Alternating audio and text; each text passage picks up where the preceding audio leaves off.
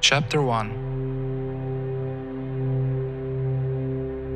I am sure there's something that connects times and places with each other. Through a bridge, a hole, maybe a wormhole, a door. I am sure. For example, Japan, Kyoto, Oyoun, 1720. Next page. As Gen left the sake bar wasted, his cousin yelled at him, "Hey Genkin, sleep well."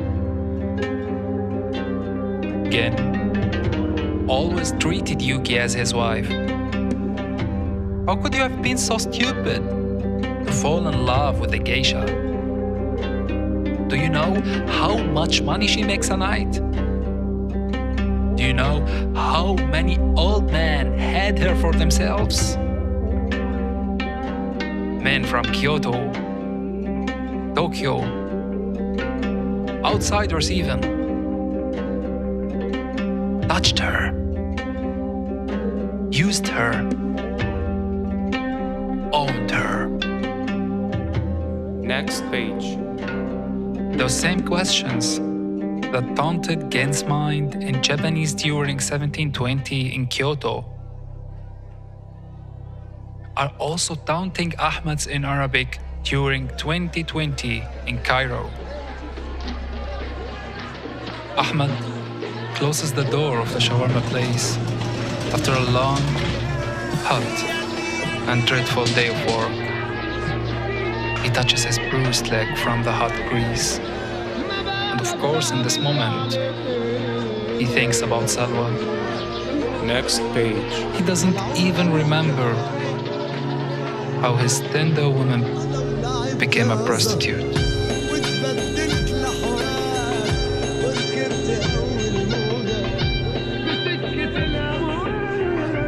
Some people could be monsters, and some monsters need slaves. He thought there were no real monsters remaining after he left Syria. Welcome to Cairo, says Ahmad.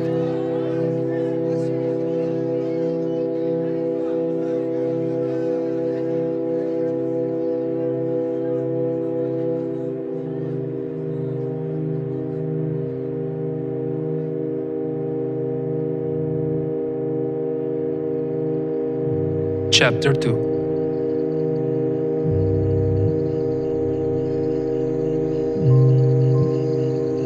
The only character Gen was able to talk freely with was the moon. He could have been weak, sad, or hopeful, sometimes strong, like he couldn't be in front of his father, who looked at him as an idiot until Gen turned 18. Then, it was society's time to treat him the same. Next page. He hated in that moment everything around him. And what made him feel better were two things: tons of money, which will allow him to marry Yuki or to escape from his reality, like he tried with drinking. Please, my moon, help me. Please. Next page.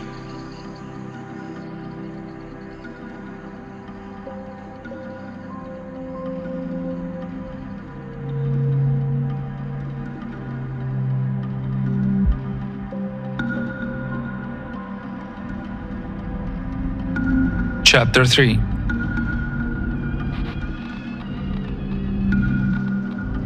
like when the moon waits for the sun's light to shine on him.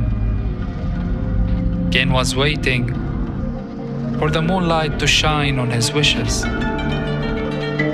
so they could come true. Next page. The moon creates bridges between two realities when they both seek the same.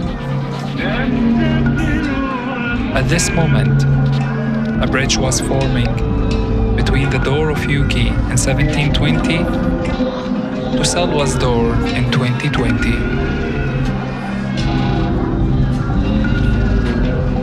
When these two doors are open, the wormhole will be activated. Next page. The hand of Ahmad opens Salwa's room door at the same time that Gen opens the shoji door of Yuki.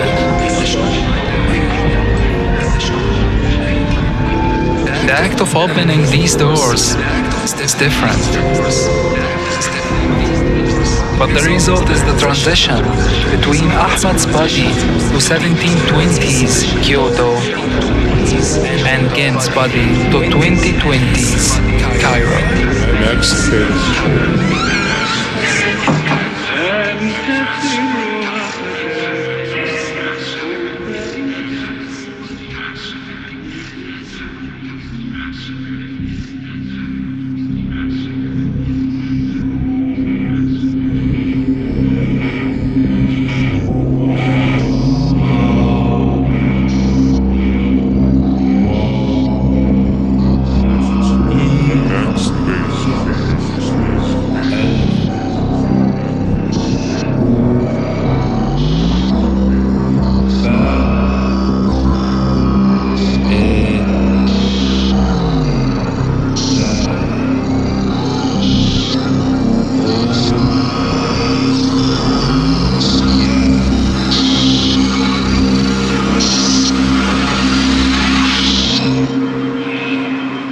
Chapter 4.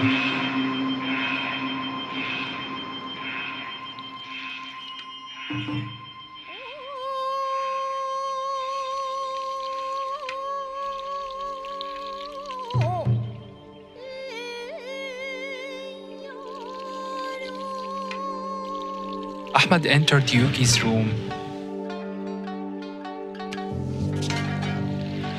He was stunned as he observed the detailed walls and furniture, and noticed a young woman sitting with her back to the door. Yuki was playing Far Eastern music on her shamisen. Ahmad reached the middle of the room just as Yuki suddenly stopped playing. She was talking in Japanese, scolding the man in her room, believing he's Gen. Drunk again? Late again? And yet, you want me to be yours? Next page. Ahmad's astonishment turned to fear as he heard the aggressiveness in Yuki's words.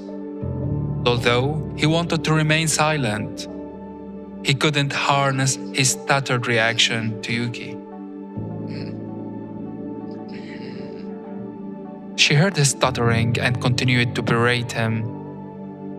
"You are a stupid one who cannot even react with words when I hit you with facts."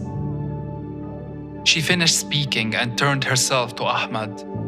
She caught one glimpse of his face and released a blood-curdling scream. Next page. While Ahmad lived through all of what happened until Yuki screamed, the amazed Gen looks out of the window of Salwa's room to the crowded Egyptian street. As hearing this new language, gazing at this strange environment, the shower faucet stops and the door opens. Naked Salwa exits the bathroom and looks at Gen's back. His hair, his clothes, and his posture. She believes it's her enemy neighbor Abir, who called her a whore many times before. This is the real chance for Salwa to have her revenge on her. Gen is shocked and doesn't even try to turn and face Salwa as she's yelling. What are you doing here, bitch? You kept talking about me as a whore and I remained quiet this whole time. All what I want to understand is how you are allowing yourself to enter my room after all what you have said. Get out! Next page. Gen doesn't have any way to hide other than to face Salwa. At this brief moment, he thinks about facing her. He's sure that if he turns, she will scream. All the men he saw under her room will run up to beat him to death. What comes to his mind is just to kneel and beg her in Japanese, not to scream and try to describe her his situation. Salwa turns, sees him and screams, but then holds herself when she sees him beginning to cry. She asks him in her Egyptian Arabic, "Who are you? And how did you get here?" Yet, through all of what Gen is experiencing, Ahmed was rolling a blanket over Yuki to try and stop her from stabbing him with a knife, which actually was the fourth one. Yuki understood that this outsider didn't come to kill her. So she glanced over the teapot and half smiled awkwardly. Next page.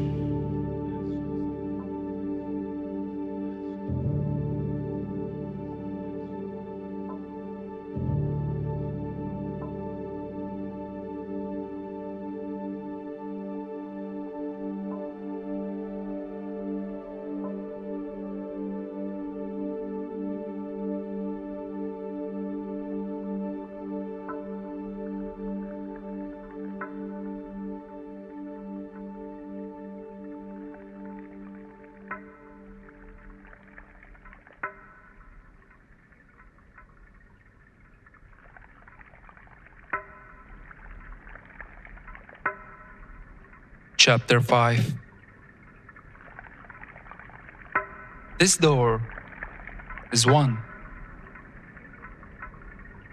but it's able to open two sides of itself. Next page. This is from my perspective, the person who tells you the story. But for Gen and Ahmed, for Salwa and Yuki, this door is two doors, which maybe are waiting for one wish of parallel places and stories to create a new bridge, a new wormhole. Note, all that I know right now of what could happen between Ahmed and Yuki and Salwa and Gen is about a door, meeting, fighting, giving space, love, kiss, mouth, word.